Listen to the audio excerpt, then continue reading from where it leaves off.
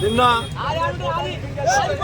MLC కవిత గారిని అప్రజాస్వామికంగా చట్టవిరుద్ధంగా ఆమె ఇంట్లో ఈడీ సోదాలు చేసి అక్కడ ఏమీ ఆధారాలు దొరకకపోయినా కానీ కూడా కవిత గారు ఏమి తప్పు చేయకపోయినా కానీ కూడా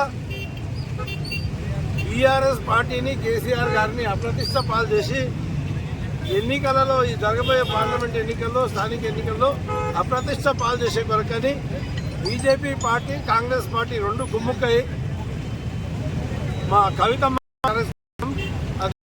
చాలా దుర్మార్గమైన హేయమైన చర్య అని చెప్పి తెలియజేస్తున్నాను. ఇంకా ఇట్లాంటి సంఘటనలు అంటే కవిత గారైతే ఇక్కడ ఇన్వాల్వ్మెంట్ కాకపోయినా చేస్తున్నారు. ఎంతో మంది ఇట్లాంటి ఈడీ కేసులు పెట్టిన ఇంతకుముందు చాలా మంది ఉన్నారు. ఉదాహరణకి రాహుల్ గాంధీ మీద కూడా ఈడీ కేసులు ఉన్నాయి, సోనియా గాంధీ పైన మీద ఈడీ కేసులు ఉన్నాయి. అదే మాదిరిగా కర్ణాటకలో డీకే శివకుమార్ మీద ఈడీ కేసులు ఉన్నాయి.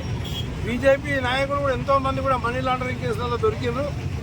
ఇక్కడ ఈ ఆధారాలు లేకపోయినా వాళ్ళని ఏం చేయకుండా వాళ్ళని పట్టించుకోకుండా మిగతా వాళ్ళని పట్టించకుండా కక్షపూరితమైన చర్య బీఆర్ఎస్ పార్టీ పైన మొత్తం భారతదేశం బీఆర్ఎస్ అని పార్టీ పెట్టినందుకు భారతదేశం మొత్తం కూడా స్ప్రెడ్ అవుతుందని భయపట్టి బీజేపీ కాంగ్రెస్ రెండు కూడా బీఆర్ఎస్ పార్టీని అప్రతిష్ట చేసే పాలు చేసే కొరకని ఈ కార్యక్రమం చేపట్టడం జరిగింది.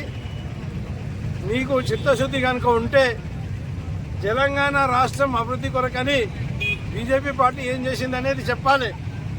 ఈరోజు తెలంగాణలో ఎన్నెన్నో సంక్షేమ పథకాలు, ఈ దేశంలో లేని అన్ని సంక్షేమ పథకాలు తెలంగాణ రాష్ట్రంలో ముఖ్యమంత్రి గారు కేసీఆర్ గారు ప్రవేశపెట్టి మంచి పేరు ప్రతిష్టలు సంపాదించుకొని ఏదో కాంగ్రెస్ వాళ్ళు చెప్పిన అబద్ధాల మూలంగా మొన్న బీఆర్ఎస్ పార్టీ ఓటమి పాలైతే ఇప్పుడు ఆ స్కీములన్నీ కూడా ఆపేసి కాంగ్రెస్ వాళ్ళు కూడా తెలంగాణ బడుగు బల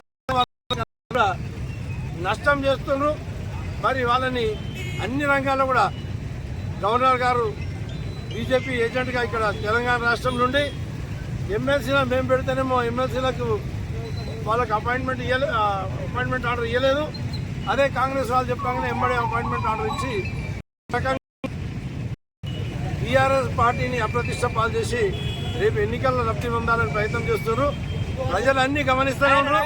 ప్రజలు తప్పకుండా ఈ జరగబోయే ఎన్నికల్లో అటు కాంగ్రెస్ పార్టీకి బీజేపీ పార్టీకి రెండుటి కూడా గుణపాఠం చెప్పి పార్టీకి మంచి బహుమతి ఇచ్చే విధంగా ఎంపీ కూడా గెలిపిస్తారు.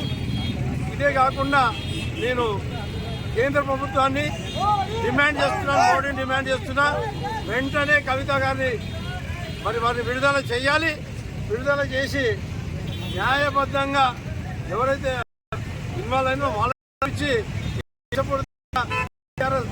కానీ కవిత గారి పైన కానీ ఎలాంటి కక్ష సాధింపు చర్యలు చేపట్టకూడదని చెప్పేసి నేను